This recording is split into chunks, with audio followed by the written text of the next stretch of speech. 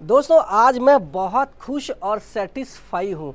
खुशी की बात यह है कि मैंने भारतीय रेलवे में सबसे बड़े डिपार्टमेंट एग्ज़ाम, जिसको ग्रुप बी एग्ज़ाम भी बोलते हैं, उसमें एक पोस्ट होता है असिस्टेंट डिविजनल मैकेनिकल इंजीनियर। उसका जो रिटन एग्ज़ाम है उसको क्वालिफाई कर लिया हूँ।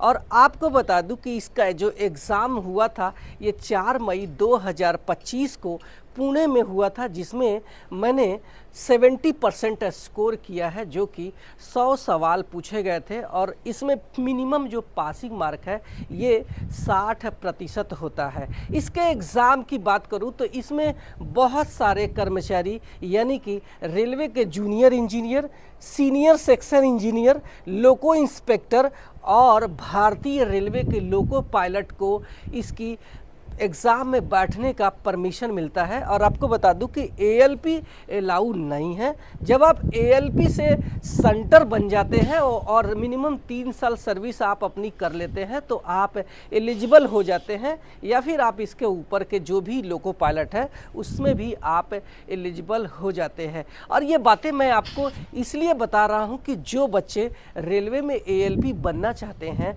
वो ना सिर्फ ट्रेन चला सकते हैं बल्कि भारत के रेलवे के जितने भी बड़े ऑफिसर्स हैं उसमें भी आप जा सकते हैं। और इस पोस्ट का अंदाज़ा आप इसी से लगा सकते हैं कि इनसे मिलने के लिए आपको सबसे पहले उनके चपरासी से मिलना होगा, तभी आप उनसे मिल सकते हैं। इनके सिलेक्शन प्रक्रिया की बात करूं तो जब भी रिटन एग्ज़ाम पास कर लिया है तो इस रिटन एग्ज़ाम के पास एक पोस्ट पर 6 लोगों को इंटरव्यू के लिए बुलाया जाएगा। तो मैं उन 6 लोगों में आ पाऊंगा नहीं, ये तो फ्यूचर की बात है, लेकिन अभी फ़िलहाल मैंने रिटन एग्ज़ाम क्वालिफाई कर लिया है तो मैं अपनी सारी बातें आपके साथ में शेयर करके खुश होता हूं। तो इसलिए मैं आपको ये बातें बता रहा हूं।